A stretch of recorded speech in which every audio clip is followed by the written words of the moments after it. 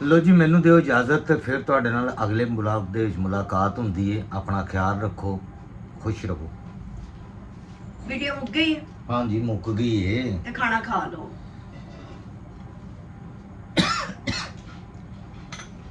ਅੱਜ ਲੱਗਦਾ ਬਹੁਤ ਖੁਸ਼ ਹੈ। ਤੁਹਾਨੂੰ ਕਿਵੇਂ ਪਤਾ?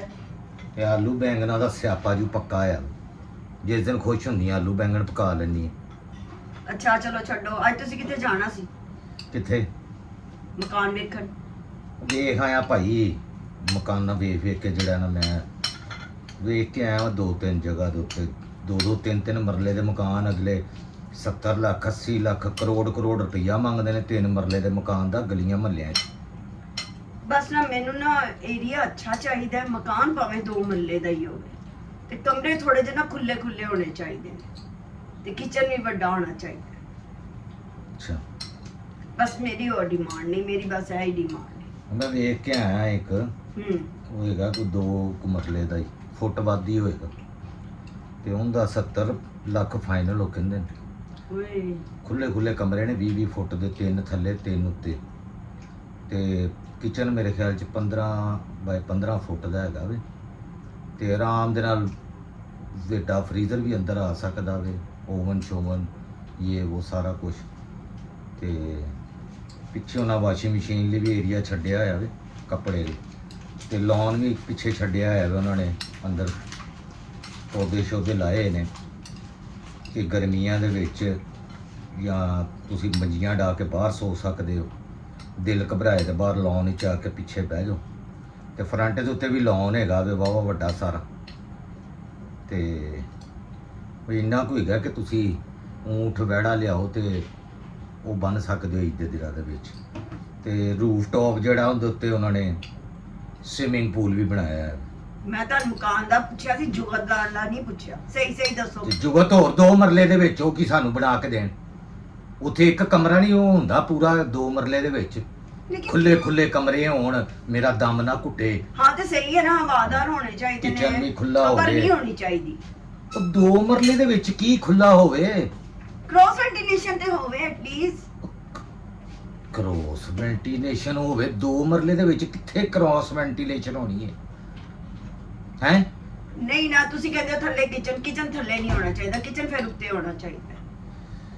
ਤੇ ਥੱਲੇ ਗੱਡੀ ਖਿਲਾਰਨੀ ਹੈ ਤੁਸੀਂ? ਗੱਡੀ ਨਹੀਂ, ਕਮ ਸੇ ਕਮ ਕਮਰਾ ਤੇ ਇੱਕ ਵੱਡਾ ਹੋਵੇ ਨਾ ਉਹਦੇ ਚ। ਆਹੋ, ਇੱਕ ਵੱਡਾ ਹੀ ਕਮਰਾ ਹੋਏਗਾ, ਹਾਂ। ਇੱਕੋ ਹੀ ਹੋਏਗਾ। ਹਾਂ ਐ ਸਹੀ ਹੈ। ਉੱਤੇ ਬੰਦਾ ਕਿਚਨ ਬਣਾ ਲੇ ਤੇ ਇੱਕ ਛੋਟਾ ਜਿਹਾ ਬੈਡਰੂਮ ਬਣਾ ਲੇ। ਇੱਥੇ ਤੇ ਹੁਣ ਹੱਥ ਨਹੀਂ ਲਾਣ ਦਿੰਦੇ ਅਗਲੇ ਲਾਹੌਰ ਦੇ ਵਿੱਚ ਕਿਸੇ ਜ਼ਮੀਨ ਨੂੰ। ਲਾਹੌਰ ਤੇ ਉਂਝ ਹੀ ਅੱਗ ਲੱਗੀ ਹਰ ਚੀਜ਼ ਨੂੰ, ਕੀ ਕਰੀਏ।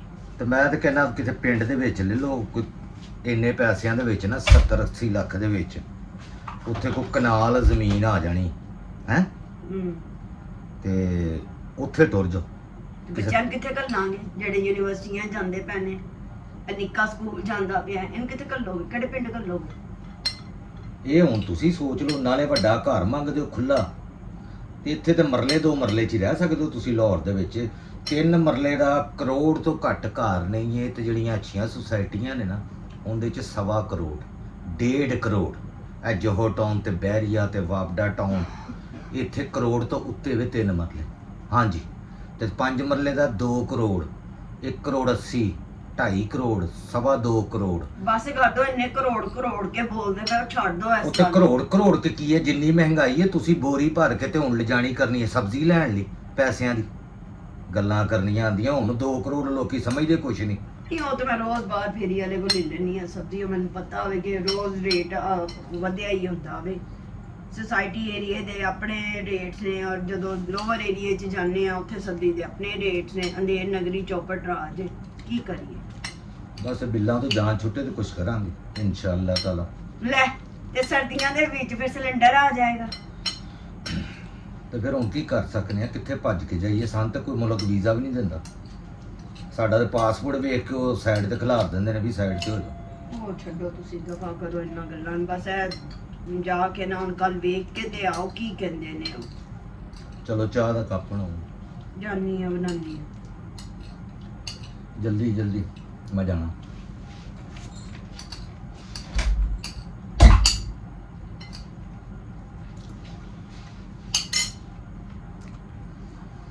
ਲੋ ਜੀ, ਕੈਮਰਾ ਔਨ ਹੈ ਤੇ ਉਹਨੂੰ ਕੋਈ ਪਤਾ ਨਹੀਂ ਹੈਗਾ ਕਿ ਕੀ ਗੱਲਾਂ ਰਿਕਾਰਡ ਹੋਈਆਂ, ਕੈਮਰਾ ਔਨ ਹੈ। ਇਹ ਹਾਲ ਹੁੰਦਾ ਜੇ ਘਰਾਂ ਦੇ ਵਿੱਚ। ਅਸਲ ਜ਼ਿੰਦਗੀ ਇਹ ਵੇ ਜਿਹੜੀ ਰਿਐਲਿਟੀ ਹੈ।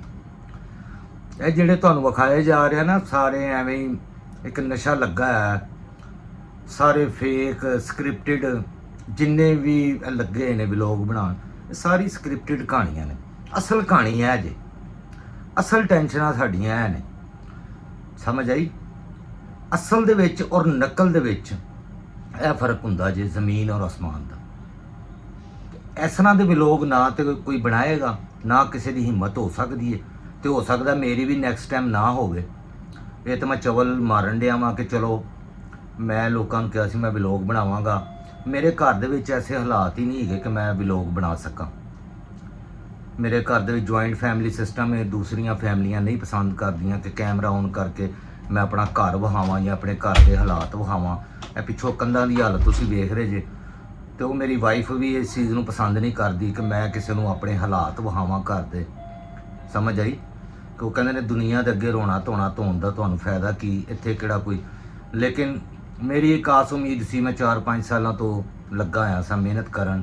ਇੰਸਟਾਗ੍ਰਾਮ ਤੇ ਟਿਕਟੋਕ ਤੇ ਬਹੁਤ ਸਾਰੇ ਲੋਕ ਮੇਰੀਆਂ ਵੀਡੀਓਜ਼ ਤੇ ਲਿਪਸਿੰਗ ਕਰਦੇ ਨੇ, ਉਹਨਾਂ ਦੀ ਮਿਹਰਬਾਨੀ। ਚਲੋ ਬਹੁਤ ਸਾਰੇ ਲੋਕ ਹੁਣ ਮੈਨੂੰ ਵੇਖ ਕੇ ਅੱਜ ਤੋਂ 5 ਸਾਲ ਪਹਿਲੇ ਤੇ ਲੇਡੀਜ਼ ਕੰਟੈਂਟ ਜਿਹੜਾ ਰਿਐਲਿਟੀ ਬੇਸ ਹੁੰਦਾ, ਬਿਲਕੁਲ ਰੀਅਲ ਗੱਲਾਂ ਜਿਹੜੀਆਂ ਨੇ, ਕੁਝ ਮੇਰੇ ਰੀਅਲ ਕੰਟੈਂਟ ਯਾਨੀ ਬਹੁਤ ਸਾਰੀ ਮੇਰੀ ਆਬਜ਼ਰਵੇਸ਼ਨ ਨੇ ਜਿਹੜੇ ਮੈਂ ਬੈਠ ਕੇ ਨੋਟਿਸ ਕਰ ਰਿਹਾ ਹੁੰਦਾ ਜਾਂ ਅਬਜ਼ਰਵ ਕਰਨਾ, ਜਾਂ ਬਚਪਨ ਦੀ ਮੈਮਰੀਜ਼ ਮੇਰੇ ਜ਼ਿਹਨ 'ਚ ਬੈਠੀਆਂ ਹੋਈਆਂ ਨੇ। ਜਿਸ ਤਰ੍ਹਾਂ ਮੈਂ ਆਪਣੀ ਮਾਂ ਨੂੰ ਜਾਂ ਕਿਸੇ ਮਹੱਲੇਦਾਰ ਔਰਤਾਂ ਨੂੰ ਅੰਮੀ ਦੇ ਕੋਲ ਬੈਠੇ ਹੋਏ ਆਪਣੀ ਉਹਨਾਂ ਨੂੰ ਵੇਖਦਾ ਰਿਹਾ ਵਾਂ ਤੇ ਅਬਜ਼ਰਵ ਬੱਚਾ ਕਰਦਾ ਹੋਵੇ। ਐਸੇ ਤੋਂ ਕਹਿੰਦੇ ਨੇ ਬੱਚੇ ਦੇ ਸਾਹਮਣੇ ਕੋਈ ਐਸੀ ਗੱਲ ਨਾ ਕਰੋ। ਬੱਚੇ ਦਾ ਜ਼ਿਹਨ ਜਿਹੜਾ ਹੁੰਦਾ ਨਾ, ਬੱਚਾ ਸੇਵ ਕਰ ਰਿਹਾ ਹੁੰਦਾ ਚੀਜ਼ਾਂ ਨੂੰ, ਅਬਜ਼ਰਵ ਕਰ ਰਿਹਾ ਹੁੰਦਾ। ਤੇ ਮੈਂ ਐਜ਼ ਆਰਟਿਸਟ ਵੀ ਤੁਹਾਨੂੰ ਪਤਾ ਹੀ ਹੈ ਮੇਰਾ ਦਿਮਾਗ, ਤੇ ਉਹ ਮੈਂ ਜਦੋਂ ਕੰਟੈਂਟ ਸਟਾਰਟ ਕੀਤਾ ਸੀ ਲੇਡੀਜ਼ ਦਾ, ਤੇ ਲੋਕਾਂ ਨੇ ਬੜਾ ਮੈਨੂੰ ਮਜ਼ਾਕ ਵੀ ਉਡਾਇਆ ਸੀ, ਬੜੀ ਇਨਸਲਟ ਵੀ ਕੀਤੀ ਸੀ, ਔਰ ਕੁਝ ਲੋਕਾਂ ਨੇ ਮੈਨੂੰ ਬਹੁਤ ਸਾਰੀਆਂ ਮਤਲਬ ਮਨਾ ਵੀ ਕੀਤਾ ਸੀ ਕਿ ਇਸ ਤਰ੍ਹਾਂ ਤੇ ਤੇਰੀਆਂ ਔਰਤਾਂ ਤੇਰੀਆਂ ਵੈਰੀ ਹੋ ਜਾਣਗੀਆਂ, ਤੂੰ ਉਹਨਾਂ ਦੇ ਪਰਸਨਲ ਗੱਲਾਂ ਔਰਤਾਂ ਦੀਆਂ ਇਸ ਤਰ੍ਹਾਂ ਬਾਹਰ ਕੱਢੇਂਗਾ। ਤੇ ਲੇਕਿਨ ਔਰਤਾਂ ਨੇ ਮੈਨੂੰ ਬੜਾ ਐਪਰੀਸ਼ੀਏਟ ਕੀਤਾ, ਮਾਵਾਂ ਭੈਣਾਂ ਨੇ ਧੀਆਂ ਨੇ ਸਾਰੀਆਂ ਬਹੁਤ ਐਪਰੀਸ਼ੀਏਟ ਕੀਤਾ ਮੇਰੀ ਐਕਟਿੰਗ ਨੂੰ ਵੀ, ਔਰ ਮੇਰੀ ਜਿਹੜਾ ਪਰਫਾਰਮ ਕਰਨ ਦਾ ਅੰਦਾਜ਼ ਹੈਗਾ ਸੀ, ਮੇਰਾ ਜਿਹੜਾ ਕਰੈਕਟਰ ਹੈ ਪੀਨੋ ਕੈਂਚੀ, ਉਹਨੂੰ ਵੀ ਬੜਾ ਐਪਰੀਸ਼ੀਏਟ ਕੀਤਾ ਵੇ। ਤਾਂ ਹੁਣ ਤੇ ਹਰ ਪਾਸੇ ਹੀ ਮੇਰੀ ਇੰਨੀ ਕੁ ਕਾਪੀ ਲੋਕ ਸਟਾਰਟ ਹੋ ਗਏ ਨੇ। ਮਤਲਬ ਕਾਪੀ ਇਸ ਤਰ੍ਹਾਂ ਕਰਦੇ ਨੇ ਕਿ ਮੈਂ ਇੱਕ ਕੰਟੈਂਟ ਬਣਾਉਣਾ, ਉਹਦੇ ਉਹ ਲਫ਼ਜ਼ ਚੇਂਜ ਕਰਕੇ ਮੇਰੀਆਂ ਪੁਰਾਣੀਆਂ ਵੀਡੀਓ ਨੂੰ ਦੇਖਦੇ ਨੇ, ਉਹਦੇ ਥੋੜ੍ਹੇ ਬਹੁਤ ਲਫ਼ਜ਼ਾਂ ਦਾ ਹੇਰ ਫੇਰ ਕਰਕੇ ਅੱਗੇ ਪਿੱਛੇ ਉਹਨੂੰ ਪ੍ਰੈਜ਼ੈਂਟ ਕਰ ਰਹੇ ਨੇ। ਬਹੁਤ ਸਾਰੀਆਂ ਔਰਤਾਂ ਇਸ ਕੰਮ ਤੇ ਲੱਗ ਗਈਆਂ ਨੇ, ਟਿਕਟੋਕ ਇੰਸਟਾਗ੍ਰਾਮ ਤੇ, ਮਤਲਬ ਪੂਰੀ ਦੁਨੀਆ ਦੇ ਵਿੱਚ ਜਿੱਥੇ ਵੀ ਇਹ ਯੂਜ਼ ਹੁੰਦਾ ਪਿਆ, ਉਰਦੂ ਪੰਜਾਬੀ ਬੋਲਣ ਵਾਲੇ ਲੋਕ ਜਿੱਥੇ ਹੈਗੇ ਨੇ। ਤੋ ਇੱਕ ਗੰਦ ਜਿਹਾ ਮੱਚ ਗਿਆ ਖਿਚੜੀ। ਮੇਰਾ ਹੁਣ ਦਿਲ ਭਰ ਗਿਆ ਇਸ ਕੰਟੈਂਟ ਤੋਂ ਨਾ। ਮੈਂ ਚਾਹੁੰਦਾ ਹਾਂ ਹੁਣ ਕੋਈ ਵਲੌਗ ਮੈਂ ਦੇਖੇ ਨੇ ਲੋਕਾਂ ਦੇ ਨਾ ਬੜੇ ਫੇਕ ਔਰ ਬੜੇ ਅਜੀਬ ਜੇ, ਮੈਨੂੰ ਮਜ਼ਾ ਨਹੀਂ ਆਇਆ। ਮੇਰਾ ਦਿਲ ਕਰਦਾ ਕਿ ਇੱਕ ਰਿਐਲਿਟੀ ਹੋਵੇ, ਜੋ ਮੈਂ ਜਿਸ ਤਰ੍ਹਾਂ ਦੀ ਜ਼ਿੰਦਗੀ ਗੁਜ਼ਾਰ ਰਿਹਾ, ਜੋ ਮੈਨੂੰ ਫੇਸ ਕਰਨਾ ਪੈ ਰਿਹਾ, ਮੇਰੀ ਮੁਸੀਬਤਾਂ ਨੂੰ, ਮੈਨੂੰ ਤਕਲੀਫਾਂ ਜੋ ਝੇਲਣੀਆਂ ਪੈ ਰਹੀਆਂ, ਜੋ ਸਾਡੇ ਘਰ ਦੀ ਨਾਰਮਲ ਰੂਟੀਨ ਹੁੰਦੀ ਹੈ, ਮੈਂ ਉਸ ਤਰ੍ਹਾਂ ਹੀ ਬਣਾਵਾਂ ਇਹਨੂੰ। ਲੇਕਿਨ ਮੈਨੂੰ ਕੋਈ 5-7 ਕੈਮਰੇ ਲਾਣੇ ਪੈਣੇ ਨੇ ਘਰ ਦੇ ਹਰ ਜਗ੍ਹਾ ਦੇ ਉੱਤੇ। ਉਹ ਮੇਰੇ ਕੋਲ ਐਸਾ ਕੋਈ ਘਰ ਦਾ ਸਿਸਟਮ ਨਹੀਂ ਹੈ।